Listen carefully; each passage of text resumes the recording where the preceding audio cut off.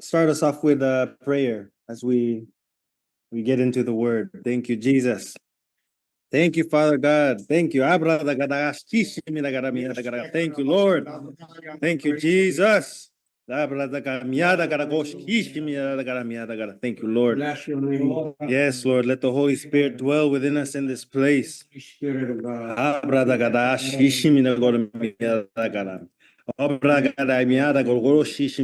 the Holy Spirit dwell within us here. Thank you, Lord. We thank you for another day, Lord. It's the day of the Lord. Let us always be thankful for this day, Lord, for the days that you give us to spread the word, Lord, for the days that you give us to act in love towards one another, Lord. Thank you so much. I pray for Bishop, Lord. I pray for Bishop that you would send down your word to Bishop and he would send it to us, Lord, and that our ears would be attentive and listening to the Spirit, Lord, listening to the word. I pray for all of the people here listening, Lord, that we would all be awake, Lord. We would be awake and we would pay attention to the word, Lord. I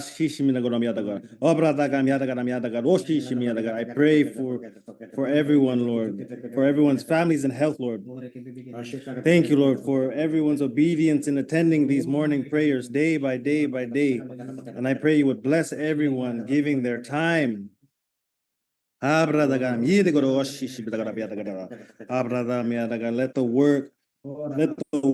word do its work in our spirit, Lord, and in our mind. Let us speak with the mind of Christ, Lord, so that we may not stumble, Lord, because the days are evil, Father God. Christ is good. Thank you, Lord. Thank you, Jesus. Father, let us encourage one another daily, Father God. Let us help with one another's burdens, Lord. Thank you, Lord. Thank you, Lord. Let us be mindful of our words, Lord, and mindful of our actions towards one another. Thank you, Lord.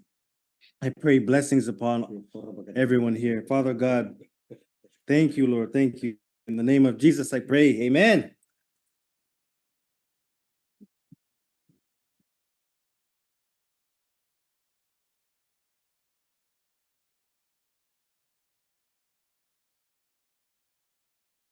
Good morning po sa inyo lahat. Thank you, Father. Hallelujah. Morning, Kuya. Morning. Thank you, Jesus.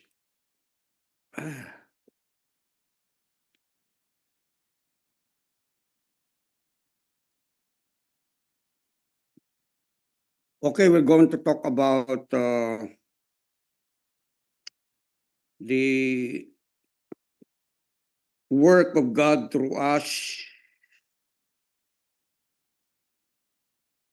to be able to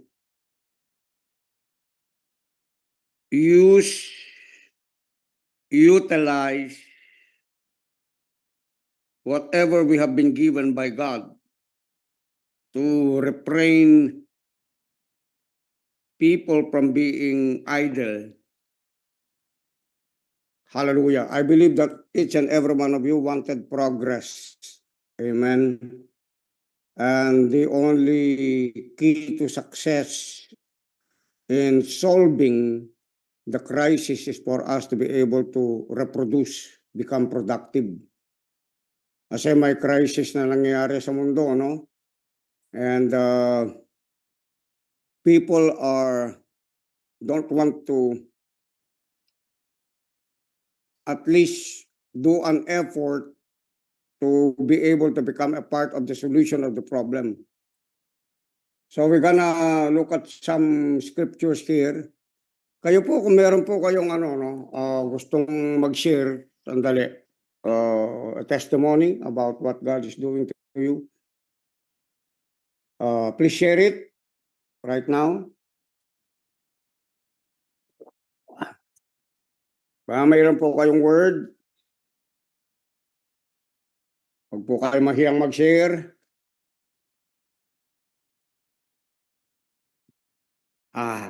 Okay. Ay, Sige. kaya ako po actually yung share ko po about niya po talaga king kita pong ay doon po sa ay English sorry.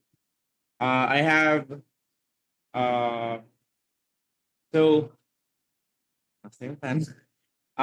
yung reason po ng ano bakit ako na born again is a guy which is I always testify that I gave him a shoe na galing sa bakla. Binigyan meron po kasi akong bakla before. Tapos binigyan niya ako ng sapatos. So binibigyan ako ng gamit noon. Pero like one time I saw this guy na wala siyang sapatos, pumapasok sa school. So he's my classmate and his name is Roldan. So to cut the long story short, I give the shoe and then si Roldan hindi siya tumigil. Like, he's not stopping to share the word of God to me. Like what we are mandated to do. To help someone to realize how God loves them. So, fast forward, na born again po ako and then after 13 to 15 years, I'm trying to connect back to Roldan. And then obviously I know Roldan is not in the church anymore. He's no longer connected. He's no longer hearing a word. And then I tried to track him and then I actually saw him on Facebook, then tried to message him. Then yesterday, I'm with Roldan sa CG. Pero grabe yung nangyari sa buhay niya. Talagang actually kahapon hinahunting na talaga siya. Ayaw niyang pakita yung mukha niya.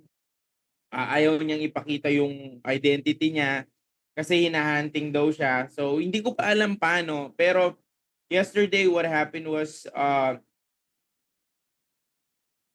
talagang nagkaroon daw siya ng revival. So ang dami niya minessage sa akin and he's asking me to help him, not financially. He's not even asking for any financial help. But what I saw is he really needs to get back to Jesus. And sabi niya, I need to get back on Jesus. Kasi alam ko na hindi ko talaga kaya mabuhay kung wala siya. And thank you, sabi niya, kung before ginamit ako para sa'yo, para magamit ka na makabalik ako. And yesterday, he's crying because JC and Ross sow a seed. We sow at least a little seed, like 100 of pesos lang. Pero he's crying kasi that means a lot to him. Nilakad niya yung San Fernando. Kung alam niyo po yung Laos, papunta sa may Ember. Ay sa kanto lang naman ng Porac doon sa may tapos doon na namin siya minute. Hindi namin alam na nilakad pala niya. Pero one thing is for sure, sabi niya, I just want to hear the word of God. I know this is my dead end. Yung pinaka-lesson po sa akin doon is, grabe pala kapag yung fulfillment, kapag yung mahal, sobrang mahal ko po itong tao na to kasi alam ko siya yung reason. Kaya sobra yung dating sa puso ko. And how much more yung mga kapatid natin na talagang nawawala, yun na talagang kaya talagang it's very important na hindi natin sila tinitigilan sa prayer. Kasi sobrang fulfillment pala. How much more kay God na may bumalik sa kanya. So I am so blessed to have a power group. I am so blessed to have power group. I'm so blessed to have Kuya Jan. I'm so blessed to have my leaders, Bishop, sila Tita Rachel. Because this guys is help me to understand na we're not just saving souls, but we're also saving remnants. Na yung mga nagpagal, yung mga nag-effort sa ministry and then nawala, nasway. Pero eventually, kailangan din nila tayo. And then one thing is sabi niya sa akin, bro, sabi niya, thank you sa love na naramdaman ko yesterday. But one thing is for sure, hindi ko to kaya kung hindi nyo ako tinulungan, sabi niya. Parang naririnig ko kung ano yung sinasabi ko sa kanya. Kaya praise God, talagang itamo-tamo mo talaga mi panyaw. Itamo po, Bishop.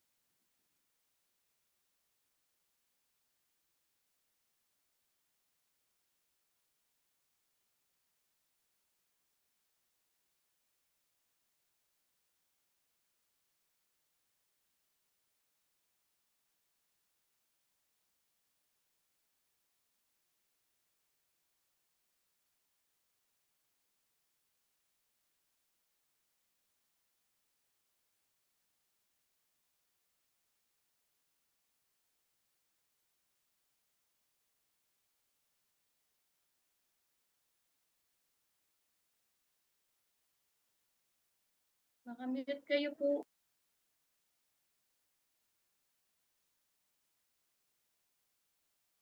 Okay. Keep sharing kasi yung mga testimonies ninyo, mga experience and encounter, or even with other people, is to keep sharing it because it inspires people, it encourages people, it encourages each and every one of us. It builds you, it builds us, amen. It builds the whole body of Christ. That is the very purpose why God is giving us an experience and leading us into different kinds of encounters, even with people, even with experiences with people, so that we are able to share our victories and our successes with one another. Your success is a success of each and every one of us. My success is your success. Your success is my success. Tandaan po natin yun. Amen. This is not about competition. Amen. It's about simulation. It's about emulation. It's about inspiring one another to become one. Because that is always our objective. That is always our intention. It's just the intention of who we are in the likeness and image of our Father. Amen. To be like Him, to be like Jesus, and working with us, through us, is the Holy Spirit. Kaya wala po tayong talo. Are you with me? Amen. When you think about being productive in yourself, you must extend it also to the lives of other people. Amen po ba? Amen. Okay, sino pa po next? At least isa pa. I'll share. I think the connections, Someone. the connection. No connection where? This here. Others have no connection? Us. No, us. Ah. Pwede. Everyone is frozen. Yung bang mga pangalan lang na nandito, nandiyan po ba kayo o baka wala kayo dyan? Oh God. Andito po. Okay, connection. Nandito ka pero wala yung mukha mo. Sinasabi ko Banyo lang rito po. mga mukha. Nasa banyo lang po. Mga Pasensya na po. mukha.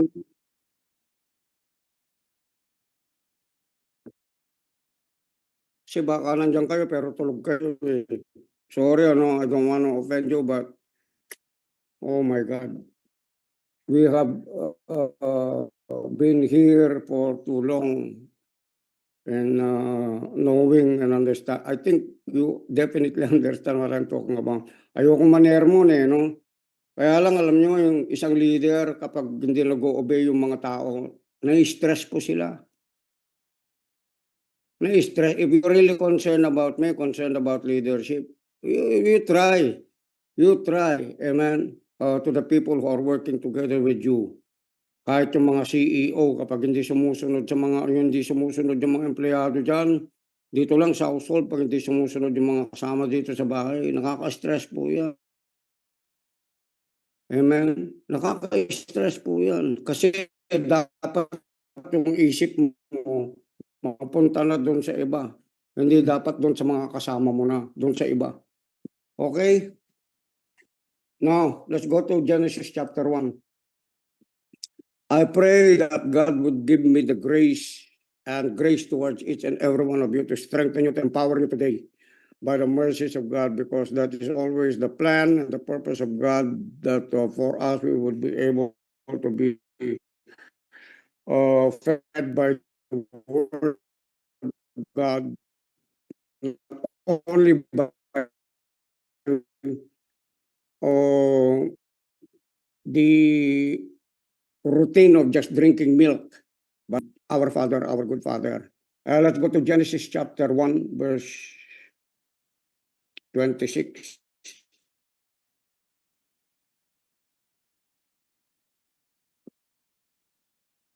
Hanggang sa 31. Okay.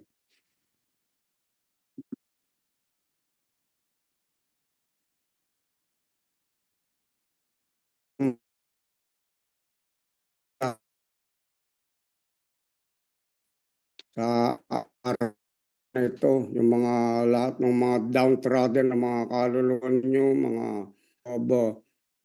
rejoicing because your attitude of faith is very important to the people who are around you. It's important to your family.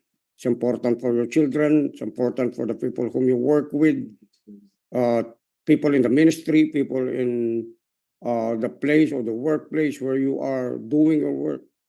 Amen. And you have to maintain that kind of what we call victorious attitude, victorious mindset.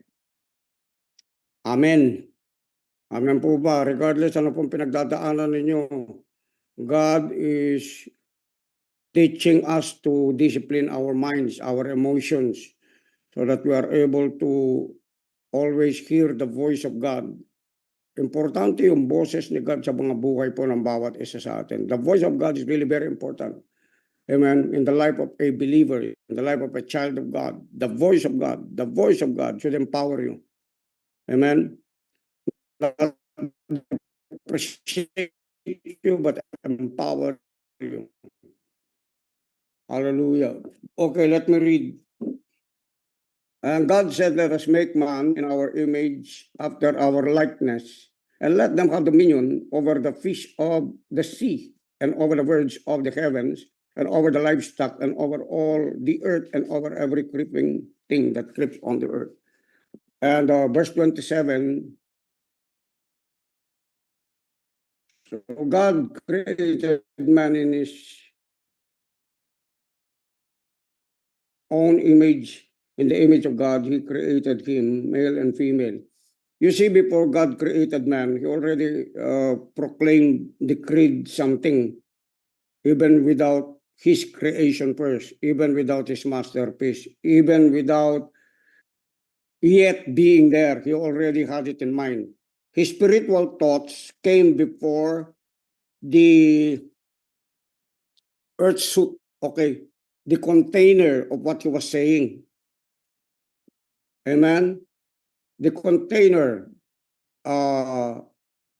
came after when God said, let us make man in our image, after our likeness, and his intention, and let them, sabi niya rito, his intention is, and let them have dominion over the fish and the sea, over the birds of the heavens, and over the livestock, and over all the earth, and over every creeping thing that creeps on the earth. And God, verse 27, so God created man in his own image.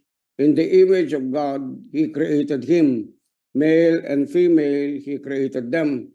Verse 28, ito napakaganda po nito, and God bless them. Sabi mo nga, and God bless them. Okay, the first reason why you were born is for God to send a gift of blessing towards humanity. Okay, so before you were created, before you were in the flesh, before you were in bodily form, God already had in mind that you are a blessing. Okay, a blessing is always a gift to someone, a gift to humanity, a gift to creation. Okay, creation would be created, but without the one responsible to manage the creation would just be some kind of dirt. Okay, wala pong kwenta yan. Is of no value. all creation was created, but without man, creation is without value. Why? Because there is no one that will be able to manage and till the ground.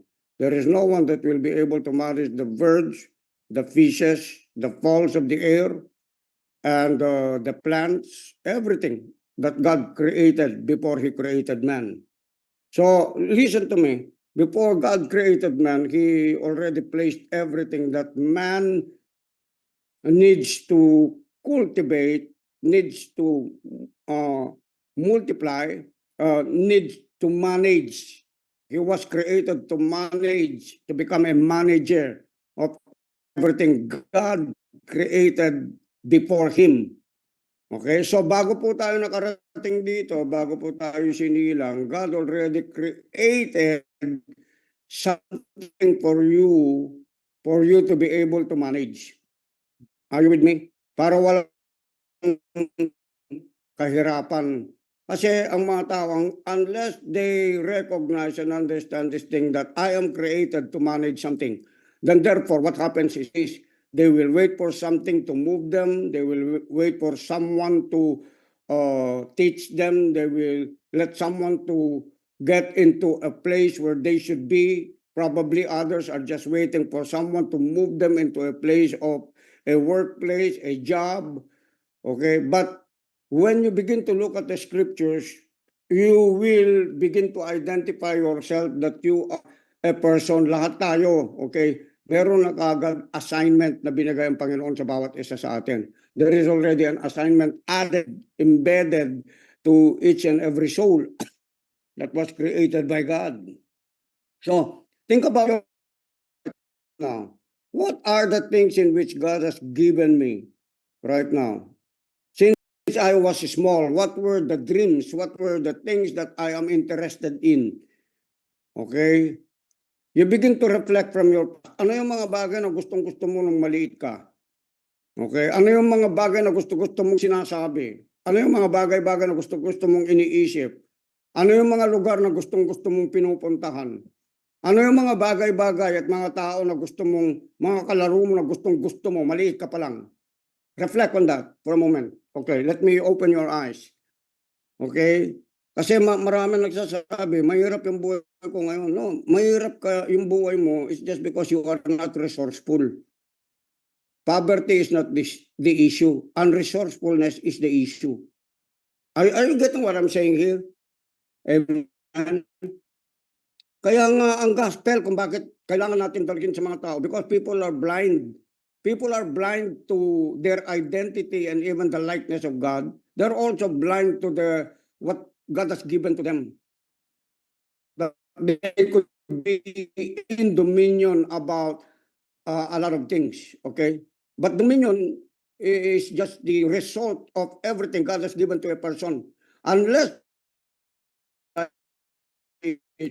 you would not be able to take dominion. There will be no such thing as resource in the life of a believer or in the life of a person. Others are studying, even though they're out of the church, they're studying, and they're finding a certain purpose in their lives to accomplish a dream, to accomplish a vision that they have already internally. Internal po yan eh.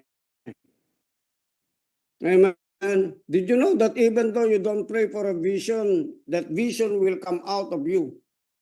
Because vision comes from within. Okay? It doesn't come out externally. No, it comes from within. Are you with me? Hallelujah. You're just being triggered probably by some people and even creation, but it is only triggering what is already from the inside of our design. As people who were created in the image and in the likeness of God, who were given a mandate, an assignment to be able to be fulfilled. That's why the devil is just because he doesn't want to become a representative to present who God is in your life in this creation, okay? To be worshipped by creation. The trees honor your word. The animals honor your word. Submit to your word. Hello? No? Verse 28, okay. Ito bigay lang ng Panginoon sa akin kanina habang ano ko. Salamat po sa lahat ng naging uh, uh, materialization ng may chair massage ako, ang ganda eh. Kasi ang tao napapagod sa alam niyo yun, kakamasahe, kahit yung therapy, napapagod yan. And thank God that God gave me an idea. And a lot of our leaders helped me with that. Okay, para ma-purchase ko yung chair massage na yun. And I decree and declare that God bless you more than ever before. Are you with me? Thank you so much. I appreciate what you're doing for me and doing for this. Ito yung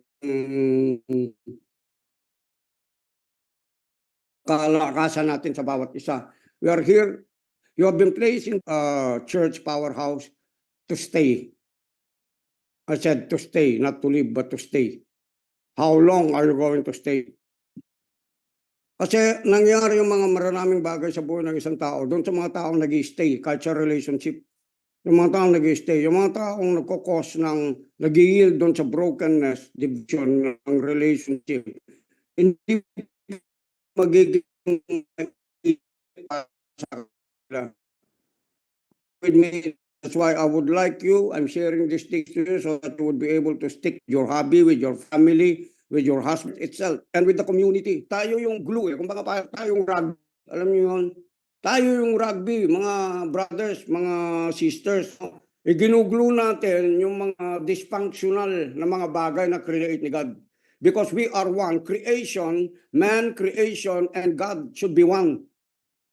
Kaya nga kung meron pa mga inspiration na that is dividing you, that is hating you, that is hating one another, no? It's not coming from God. You need to expose that. Amen. And get out from that. Are you with me? Amen. Hello? Kasi ito po, saan po tayo? Yung isip po natin is to make us one with the Father, Jesus, and the Holy Spirit. Because that is the prayer of Jesus. John 17. Okay, to make us one. So every day you should have what we call also a mindset of making yourself first one. Okay, your spirit, your soul, and even your body together with God. Okay, nakuha po ba natin para alam natin? And then after you are with yourself and with God, then you have to make a mindset of making oneness with your brother and sister, even though in a diversified manner we could unite. Okay, unity in diversity. Sabi nga natin, unity in diversity. Okay, you may not agree with me in everything what I'm saying, but look for a common ground from what I'm saying from the Word of God that will connect us together, embody us together, and be able to work together. Amen? As one. Kasi yung katawan mo, hindi naman hiwalay yan. Nagtatrabaho eh, no? Yung katawan natin, nagtatrabaho po yan. Talagang organized yan. Amen? Merong mga impromptong ginagawa na ng mga katawan natin that they don't need to be told. Are you with me? Your body doesn't need to be told. Your hands doesn't need to be told. Are you with me? Amen? Meron tayong tinatawag na voluntary and involuntary impulses. Okay, sa katawan natin. Tinatawag na muscle memory. Okay? Buhat na maliit tayo, lumaki tayo, it's already there. They automatically do things, amen, for the sake of the body as a whole. For the benefit of the body as a whole. Amen? Okay. So, basahan natin 28, and God blessed them. Say it with me, and I'm blessed. Because when God blessed, okay, the first man, he already purposefully and intently blessed this man to become a blessing or to bless the human beings like him. That's why he said, be fruitful and multiply. Come on, he's not saying just having children. But he's saying, what I say to you, you multiply to others. If you are blessed, you begin to multiply the blessing by calling people blessed, not them cursed. Are you with me?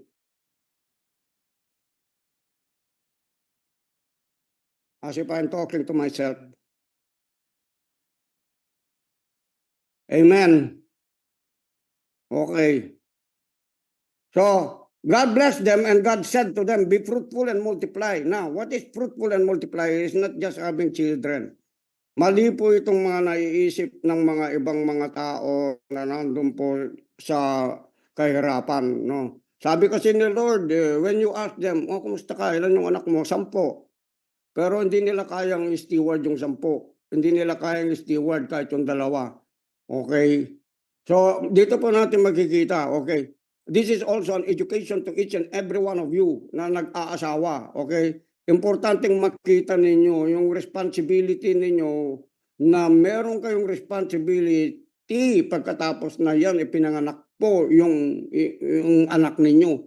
Okay? At isa dyan yung kayo mismo, dikitan nyo yung mga anak ninyo.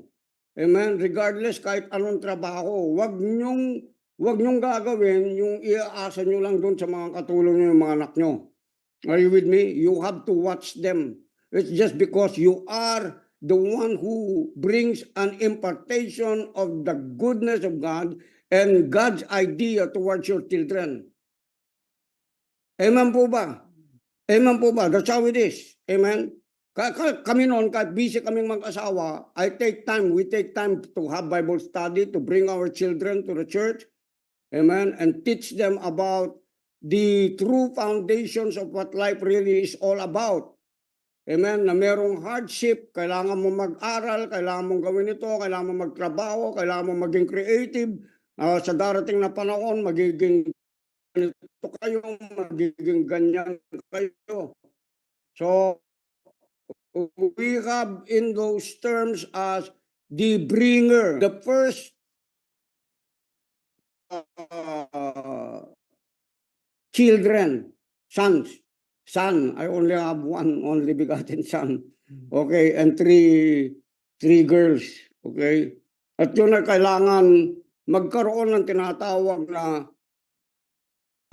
karga na kung papaano, okay, sila mabuhay dito sa lupa. Na not just thinking about them, but sooner or later they would be able to transfer it to sky and progress what God is doing on the earth. Amen po ba? Okay, so sabi nyo dito, be fruitful and multiply and fill the earth and subdue it. What does it mean to be fruitful? To produce. Amen. Sabi nga natin, to produce. To produce. That's the reason why we're producing a lot of disciples. And sa negosyo naman, kasi eto po, no? This has to do with be fruitful is to tend to all the things that are in creation. What does it mean? The trees needed to be tended. That's why you cannot see in this garden that God produced a table and a house. No, he did not. He placed it in trees. Are you with me? Inilagay niya doon mismo sa mga trees. And because he has placed everything in a man to be able even to build a house. He already has in it. The house is in you. Okay, are you with me? The food is in you. We are capable of hunting. That's why men are hunters. They hunt for food. Di ba ninyo napansin yun? Hello? Woohoo! May kausap ba ako rito? Kaya marami hindi kumakain kasi hindi nakahanap ng pagkain. Amen. Hindi ginagamit yung resourcefulness na nasa loob nila. Tama po ba? Kaya nga part po ng manhood yan, yung resourcefulness. And then yung babae mahilig sa business. Ay nako. Pag nakakita ako ng talagang tutulungan ko talaga para magkaroon siya ng negosyo. Andiyan po ba kayo? Hello? Alam po ninyo yung mga asawa po ninyong babae, kung minsan ang dami pong idea yan. Pakinggan nyo yung mga idea nila. Tapos kung may pera ka o kaya you fund, also you help her fund the business that she has in her mind. Why? It's just because it will cause you both to prosper. Kung mag-asawa kayo, kung mag-boyfriend kayo. Yung mga mahilig mag-boyfriend, wag yung no? O sige, hindi ko kayo babawalan, bahala kayo doon sa gusto nyo gawin sa buhay nyo, no? Pero ito yung pinakamaganda dyan. Mag-exchange kayo ng ideas ninyo para doon sa progress ninyo, para doon sa stability ninyo. Are you with me? Para doon sa dominion ninyo. You better learn to talk about it, not just talk about, ang ganda mo, ang ganda ng buhok, ang ganda ng damit mo, ang sexy mo. No, don't just talk about that. Given na yun, nakikita na about what's in the inside of your heart, about the vision, about the dream that God has placed unto each and every one of you so that you are able to nurture that. And while you're nurturing it, God is hearing it. And what God is saying is this: what I hear you say, I will do to you. Sabi ng Panginoon, anong naririnig ko, gagawin ko dito sa mga taong ito? Pinag-uusapan nila yung deposit ko sa kanila. Did you know that God is a very good in what we call business? He is a very good investor. He invested a lot of things in your life. But you have to begin to cultivate it. Because in this, okay, yung sinabi niyang fruitful, okay, and multiply. God has also placed something within the inside of you to become fruitful and multiply. What is that? Creativity, thoughts, imagination. Hello? Amen. Did you know that your imagination is very powerful? That once you imagine to do something, kaya nga doon sa Genesis 11, sabi ng Bible, the people were one. And there is nothing that they have not been able to do. For what they imagined to do, they were able to accomplish. Nakukuha po ba natin to? Ito po sa idea, no? Sa idea na lang. Kasi pumunta muna tayo doon sa hindi muna doon sa mga pagpaparami ng mga kaluluwa kasi mabilis na lang yan. Okay. Yung mga, natin, yung mga kapatid natin, ito, abang bata pa kayo, isip kayo ng isang idea. Create one idea, just one idea. Yung mga McDonald. Okay, let's see McDonald. What is the burger that made McDonald great? Big Mac. Big Mac. Isang Big Mac lang, it made McDonald big. Are you listening to me? Who invented the apple? Steve Jobs. Steve Jobs. One Mac. It made him great, the whole world. Now, hallelujah. Now, just one idea coming from you. Okay? Isang idea coming from God. It's already within the inside of you. You begin to think about it and focus in it. Not a lot. But sabi na Paul, this one thing I do. You focus on that. It will create so much money for you, wealth for you, and then souls will be added unto you because people are attracted to money.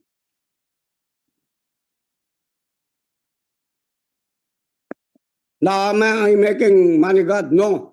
Because if you have money, it will refrain them from worshiping mammon, which is money, when they ask you what is your secret about your creation of money. So they will see that there is creator of something that is in you, and that they will begin to believe the principles and even the idea of taking it from God, of a resource who is them itself from within the inside of them, and be able to point something, and from that there, when the spirit begin to be opened, that mighty anointing to prosper and to multiply and to progress will be unto them.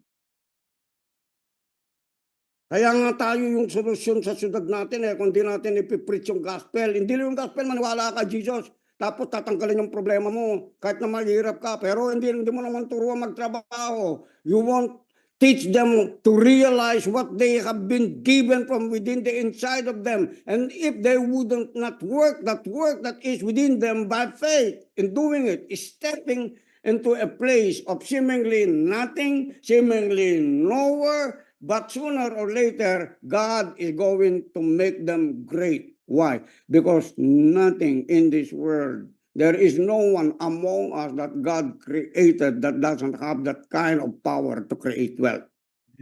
Manny Pacquiao, saan siya nanggaling? Nanggaling siya sa kasirapan, but he was so strong in his human spirit to be able to take what belongs unto him. And that ano nangyari kay Manny Pacquiao? Nag-accelerate siya. Kahit yung sinasabi nila, tinutuyan nila, hindi ka marunong mag-English. Ngayon, ang husay-husay mag-English ni Manny Pacquiao. Are you with me? Why? Because he understood the Bible. He took a principle from the Bible and operated it in his life. And right now, who is he? So a person could be great on the basis of what and where he attends to with everything God has given unto him. Kaya hindi tayo nag-attend sa chismis, okay? Hindi tayo nag-attend dyan sa mga usap-usapan na nagkukos ng division. No, we don't attend to that. Those are people living in the lowest realm, which is earthly, demonic, and sensual. We operate in a higher level because we are children of God. Are you with me? Hello! May kausap ba ako rito? I'm talking to myself again. Amen. Amen, Bishop. Kasi po, ito po, no? Pag yung words kasi natin, mahina, anong ibig sabihin? Yung spirit mo, mahina rin. O lagi mong pinag-uusapan yung gano'n, mahina rin yung spirit mo. Immature ka.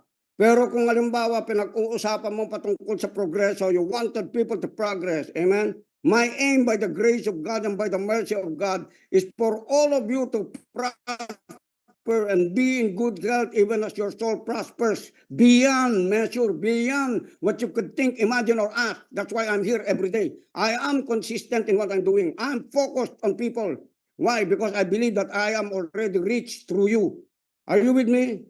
If you are rich, I am rich because you're more than just a plant. You're more than just an animal. You're more than just a fish. Come on. You are the image and the likeness of God, and that God called me, designed me to nurture a human being like you and me. Amen. So that you will come into the fullness of your potential of who you really are in God, in Christ Jesus. Come on.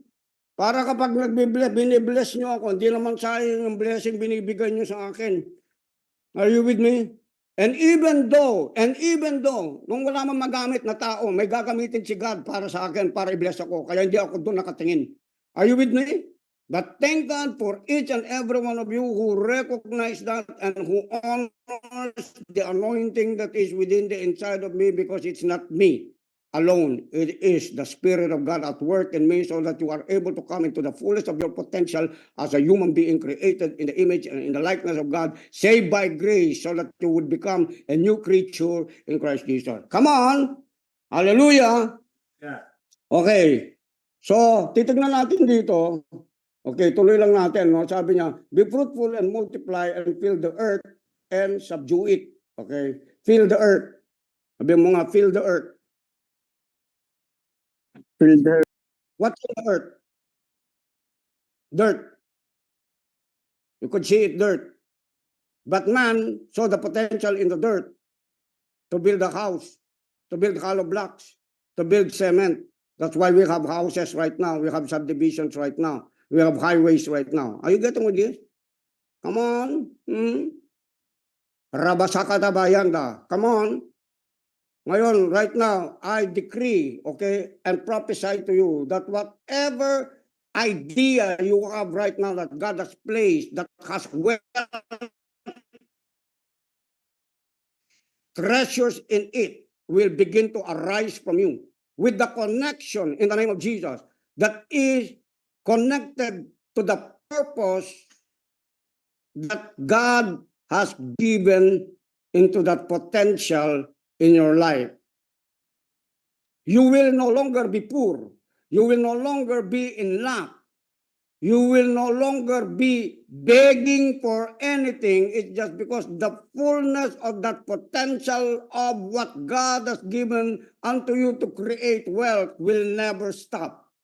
I said it will never stop. It will be there, the idea. Until you have an idea, you have the riches. Until you have an idea, there is addition. Until you have ideas, there will be multiplication. It wouldn't stop.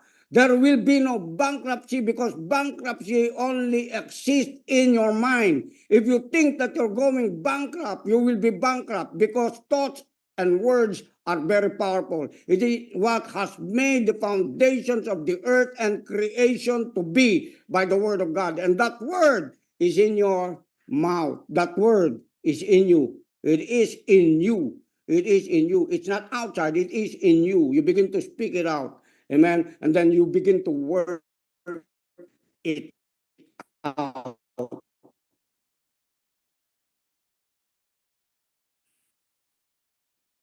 Hello? Okay, ano pa yung meron? Trees, they became tables. They became chairs. Metals, he hid it in the mountains. It's called ore. Someone discovered it, that ore can become steel. The reason why we have bridges right now, the reason why we have high rising buildings right now, because there was cement, and then what cement alone could not do it. There must be steel. Nakita po natin, hello, pinagsama nila, pinagdikit nila. Ano nangyari? Nakapag-build ng high-rising building. Wow! Sa lahat ng mga builders dito, lahat tayo, we are builders. Okay? Lahat dito. Kahit yung mga alam nyo, lahat, pati yung mga kasama nyo sa bahay, okay? I-build nyo sila. I-build nyo. Alam mo, hindi lang yan, yung nakikita ko sa'yo yan eh. Hindi lang yan.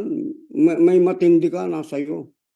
Ganun kayo dapat magsalita. Hindi yung iti-treat nyo lang, kasama ko lang sa bahay ito. Hindi ka ganun dapat mag-treat. Tandaan po natin ito. Ako, ganun ako mag-treat sa tao. Kahit yung mahirap, sasabihan ko, alam mo, ikaw, nung kasama kita nung maliit tayo, malakas yung espiritu mo. Kasi may dinala dito, pumunta rito lately, yung dati ko nakasama, bata pa kami. Nagkaroon siya ng bukol dito. Nakita pa ng kapatid ko yun, si Ner, no? Nagkaroon siya ng pero sabi ko, rinamayin ako ng Panginoon, sabi ng Panginoon sa akin, yung nanay niyan, yung lang naghihilot sa yunak, nung ikaw ay maliit. Sabi ko, alam ko kung bakit nandito ngayon itong taong ito. This person should reap the word of healing from me because her mom became an instrument of my healing when I was young. Nakikita natin yung sowing and reaping. Kaya sabi ng Bible, di ba? Genesis 8:28, for the law of seed time and harvest, okay, will never cease. It will continually produce in your life. If you have sown something greatness in the lives of people, you will continually harvest for yourself to become great. You don't even have to think how you're going to become great. Just do exactly in sowing greatness to the lives of other people. It will make you great. Are you with me? Hello? It will make you great. Amen. Don't be obsessed of greatness. Be obsessed of the one who is in you.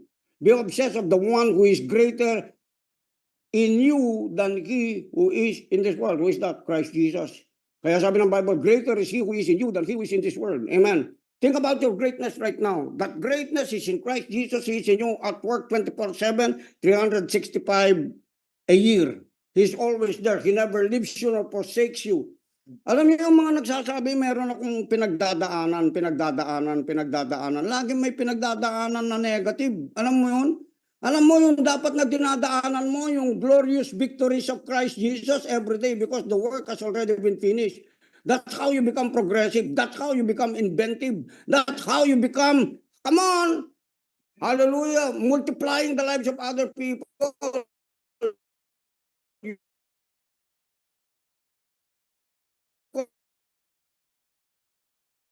About yourself, about hurt, about likeness, about offense, that is your state. You're still alive, you need to die. Dadaanan yan na ganito, ganyan. Pero, listen to me. I always encourage them. We always encourage one another. Okay? I didn't say denying or in denial. These are all true, yung mga pinagdadaanan ng mga tao. Pero eto, What are we denying it? What are we denying from this? We are denying their power to overcome us. Simple as that. We're not denying this is true. We're not denying poverty. I'm not denying sickness. It's there. But what I am denying is this. Because I've been given the fullness of the power and the completeness of who I am in Christ Jesus and Christ in me, I am denying all, resisting all, rebuking all their power against me to dominate me. Because in this first word that God has already mentioned, He has given me a word of dominion on everything. Amen. Including yung away mo, pwede mong ma-dominate in competition to any. What do you mind? Dominate, monopolize. You see? I'm not in competition with any church, with any pastor, with any leaders. They're one. I'm one with them. Okay, I bless them. Are you with me? It's up to them if they bless me. If they don't bless me, amen, I am already blessed. Are you listening? Kaya wala akong kaaway na pastor, hindi ako nakikipag-away sa kanila, wala akong inggit sa sarili ko sa kanila. Because if they are greater than me, amen, hallelujah, good. Why? Because they're part of me. They're part of the body of Christ Jesus. If they're doing similar than what I'm doing, it's okay. Amen. Are you with me? Now, what is the first word na sinabi niya? Be what? Say it with me, fruitful. He didn't say be faithful. People could be faithful doing nothing every day, but not fruitful. Ooh, let me say that again. People could be saying, I'm faithful, Lord. I'm faithful, Lord. I'm faithful, praying. I'm faithful with your word, but not fruitful. You see, that's the difference. Amen? Now, use your faithfulness in being fruitful. It should be attached to it. It should be connected to it. And then, by that, multiply. Multiply has something to do with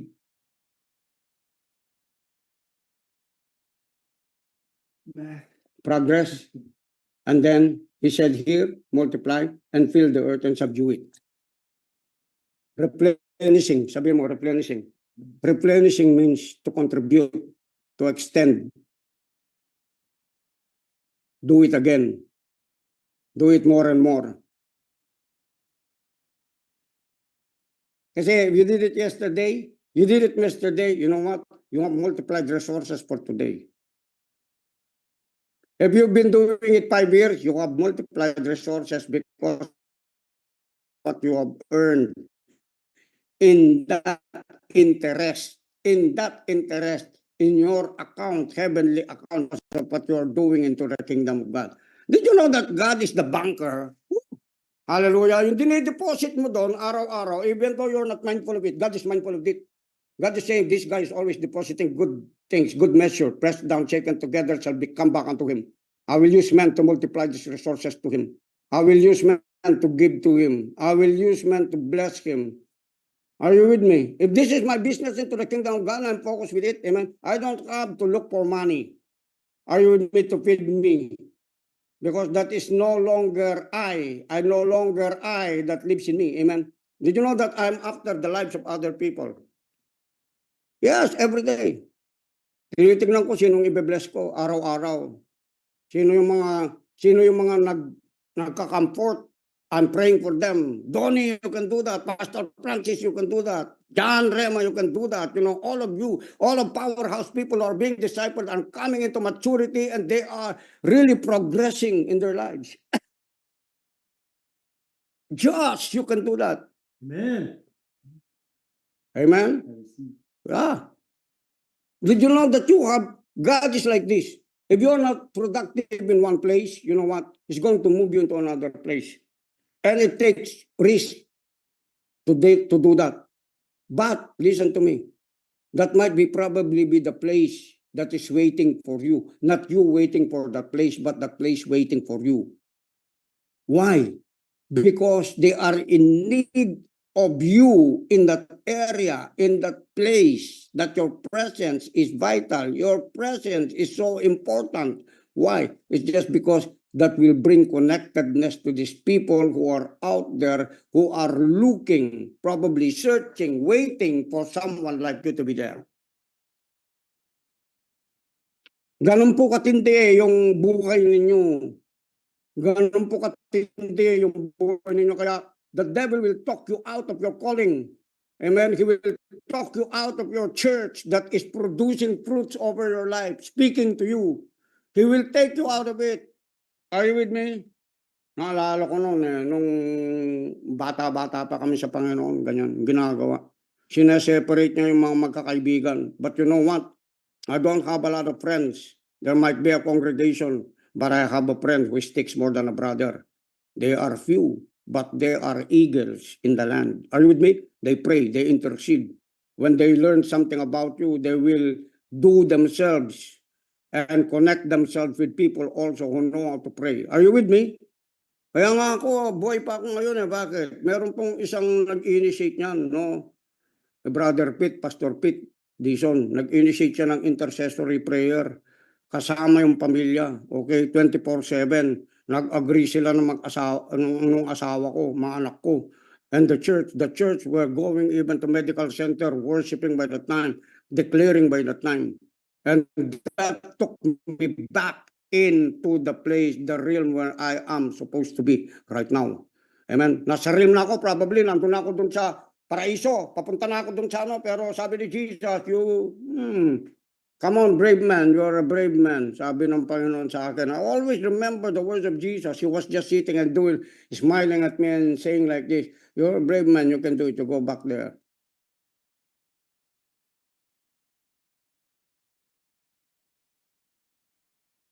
Kaya po ito, pakinggan niyo po yung sinasabi ko kasi ahead of time, kung kayo papunta pa lang kayo after 20 years, ako andito na ako. 20 years from now, amen, 20 years from now, this is what your life is gonna be more than who I am, more than what I have done. Are you listening to me? Amen, kaya kapag sinabi ko, tuloy ka lang, ituloy mo lang yan. Don't bother about that. Don't bother about that sickness. Don't bother about that cough. Don't bother about that cancer. Don't bother about that. Don't bother about that. Just continue walking in the Word of God. Or you have passed from death to life. Are you with me? I said, you have passed from death to life. You have passed from poverty to prosperity. You have influence, becoming an influential person in this planet. Your words are very influential.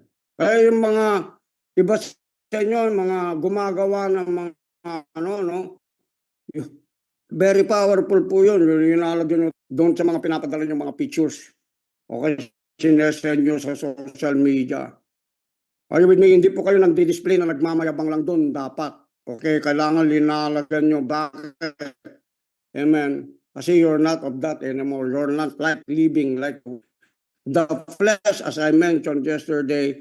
Those who are walking in the flesh are living accordingly to their own will and power, not being led by the Spirit of God. Because there are only two things, walking in the flesh and walking in the Spirit. Are you with me? When you're walking in the Spirit, you are led by the Spirit of God. When you're walking in the Spirit, you're always asking, tinatanong mo, Lord, okay ba to? Are you with me? Ngayon, kung wala kang naririnig na boses, that means to say, God is considering or choosing to be godly. What you're choosing, God is saying, okay, that's good, do it. Don't bother me with that. Are you with me? Hello? Kaya, ito nga kaya sabi, be fruitful and multiply and fill the earth and subdue it. Are you with me? Ibig sabihin, magkaroon ka ng common sense para gawin mo yung mga bagay na dapat mong gawin. Amen? Okay, and then subdue it and have dominion over it. What is the result of everything he said? Dominion. Dominion is a result of taking responsibility, managing the earth, replenishing, giving it to someone. So what happened? Dominionite power. Amen. That is what we call dominion. Ang ibig sabihin, darating ang panahon, amen, because of what you are doing right now, people are going to remember and have a memorial of who we are, amen, of who we are, of who you are as a child of God. Kahit as a church, amen, there is what we call a name for each and every one of us. God always creates a name for someone. If God doesn't like your name, He will change your name, like what He did to Abraham to Abraham. Amen. Just like to Gideon, and I think he became Israel. Huh? Are you with me? Okay, so sabi po niya rito, have dominion over the fish. Okay, dominion. Say it with me, dominion over the fish of the sea and over the birds of the heavens and over every living thing that moves on the earth. This is very powerful. Okay? Now, don't separate yourself from every creation that God created because that is your habitat. Don't be deceived. Don't be deceived that your life is in the city. No, this life is okay. In the city, it's okay. But it is transforming you to become robotic. Pagka dinitouch nyo yung sarili nyo sa nature, hindi nyo binigyan ng pansin yan, andyan yung tamang kinakain natin, andyan yung habitat mo, andyan yung fresh air mo, andyan yung peace of mind. Subukan nyo po. Mag-stay ka lang sa nature, saka yung paa mo, iapak mo mismo doon sa lupa. Kasi galing ka sa lupa eh. Meron negative ions yan, right? You step on the dirt, on the earth. It will do you something. You embrace the trunk of the tree. It will relieve you from all stress. You lay down on the grass and just close your mind. You don't have to go to the psychiatrist, to the psychologist, come on, to the doctors to have your body cured. No. Where did your body come from? It came from the earth. Nurture it with the components and chemical structure for yourself from the earth itself. Kaya nga tayo merong metal sa loob. Alam mo yung metal, pag merong metal, may magnet yan. Meron din tayong electricity. Hello? Kaya yung nagre-renew rin yung mga cells natin, nagre-renew rin yung mga metals natin sa loob. Kapag pumupunta ka sa nature, pumapasal ka sa bundok, pumupunta ka doon sa beach. Oh, naisip niya nila, ayun pala, mag-beach na tayo. Totoo po ito. Totoo po ito. Itong sinasabi kong ito. Kaya kung bakit kami noon, sinasabi nila, New Age kami. Kasi wala silang experience sa kanyan. Lagi silang nandyan sa syudad kung anong pinaggagawa nila. At kami pag may piyesta, wala kami sa piyesta. Nasaan kami? Nasa nature kami. Oras ng mga selebrasyon na kung saan yung mga tao nagkukumpo-kumpuni, maingay. We abstain from that. We separate our into a pure and clean atmosphere so that we could be able to hear what our in every created things that God has created for us to be able to enjoy kahit na minsan akala mo salat kami sa pera. Pero hindi yung pera ang ito. Ang issue dito is how you think, what you are thinking of. Amen po ba? Hello, mga kapatid sa Panginoon. Amen. Okay, what is he saying here? The heavens and every living thing that moves on the earth, and God said, ano sinabi niya? Behold, I have given you every plant. I have given you every plant. I have given you is past tense. I have given meaning. I have given you already everything that you need. You don't have to worry about anything. It's already in you. It's already with you. Much more that we have been opened up in our spirit by the coming of Christ Jesus. Amen? Tandaan po nito, pag halimbawa, nakumpaan ng negosyo, seemingly parang hindi nag-i-start, nag-jump start, no? It's okay. Pwede mong baguhin yun. Maraming ideas si God. Are you with me? And then it start from an experience, not out of your frustration of doing things. Okay, discourage ka, ayaw mo na magpatuloy, ayaw mo na mag-umpisa uli sa experience na na-learn mo. Hindi, keep going. Amen, I said keep going. Kaya nga si Ford, alam niyo si Ford, what will you do, sabi nila sa kanya, kung bankrupt ka. Sabi niya, I could easily return back 3 times than what was taken away from me, what I have lost. Because the idea in me is still there. And it's still increasing. Hello, people of God. Woo! Hallelujah. You got the thoughts of God. It's eternal. It will never, it will last forever. Amen. You lose one thing. Amen. Hallelujah. Ano kaya yung bagay na next na gagawin ko? Ano kaya yung bagay na next? Okay, help me think, Holy Spirit, give me that idea in the name of Jesus. Are you with me? Are you with me? Riches are not bad. Wealth is not bad. Money is not bad. Nagat po ba natin? Amen po ba?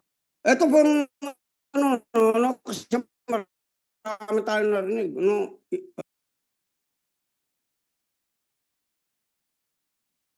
It's not evil. Before anyone worship someone, before anyone worship God, there is something within him that causes him to worship God. Are you with me? That means to say his heart is in fullness really of honoring who God is. But there is someone who worships money. Why? It's just because if they have greed, they have covetousness, they are already worshiping money even before money could come to them. And others are other poor and remain poor and die poor. Why? It's not because of money, but because of their covetousness and greed. They die. Ayun pera, kaya natin mag-circulate. Are you with me? Pag sinasabi ng demonyo, wala ng pera, wala ka ng pera. Ayun, ginagawa mo, ganito, ganyan, ganito, ganyan. No, you tell yourself, no, man did not go to the moon. Money, every resource in the earth is only revolving, and it says they are with greedy people and covetous people. Sons and daughters of the living God, to get it from them, to use it for the kingdom purposes in the name of Jesus. Lahat ng mga gawa nito, hindi kayo nawawalan, hindi kayo nakakaawa. Kung nagbigay ka malaki, hindi ka nakakaawa, mag-rejoice ka. Amen. Kasi great is your reward. Are you with me? Amen. Raise up the standard of your giving more. Amen po ba? Baka saan pinagastos lang? O ano? Alam mo, nagbigay ka. Nagbigay ka sa Diyos, hindi ka nagbigay lang doon sa tao. Nagbigay ka sa Panginoon. And bigyan mo naman yung kalayaan ng tao na gastusin niya yung binigay mo kasi galing naman sa Diyos yan, lalo na yung liling Panginoon. Are you with me? Hello, are you with me? Amen. Huwag mong sakupin, huwag mong manipulate yung mga taong binibigyan mo. Hindi, once you gave it, you're free, being free. Amen. Are you with me? So that yung blessing maluwag na napoplow sa bawat isa sa atin. Okay. Verse 29, God said, behold, I have given every plant yielding seed. Yielding seed. Every plant is yielding seed. You have seed to everything that you need. You have seed to everything that you need. Lahat. Meron siya. Whether you like it or not, hindi ka magugutom. Alam mo yung mga nagugutom, yung mga taong natatakot nagugutom. Kasi yun ang sabi dun sa Job, what I have feared has come unto me. You see, what you fear will come unto you. Amen. Woo! Hallelujah. Okay, sabi niya rito, it will yield its fruit. You shall have them for food.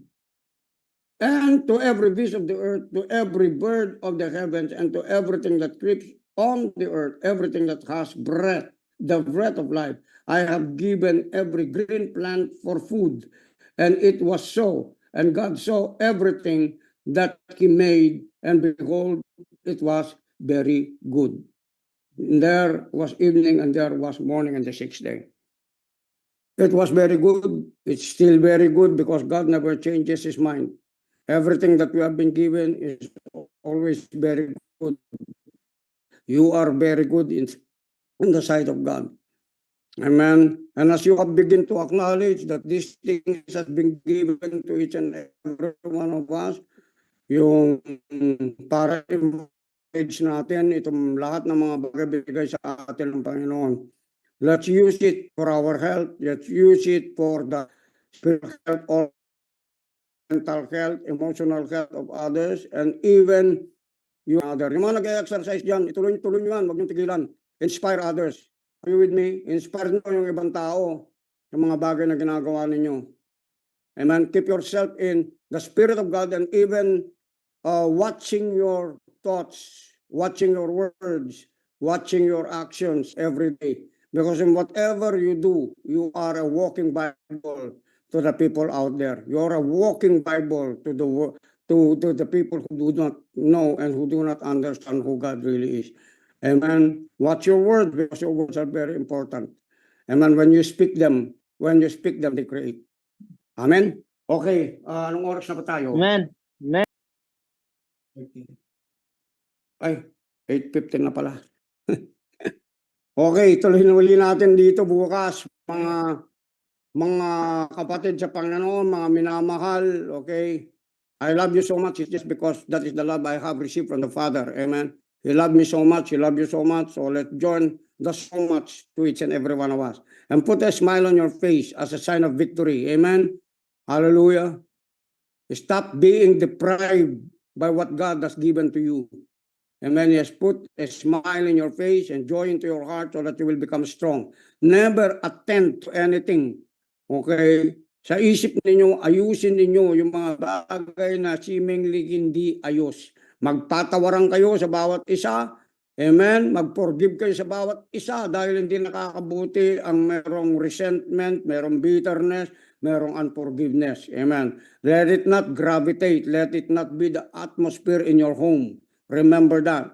Amen? Kasi meron kayong mga anak, tinitignan kayo, hawa yung mga anak nyo. Mahahawa sila doon sa frequency at saka doon sa vibration ninyo.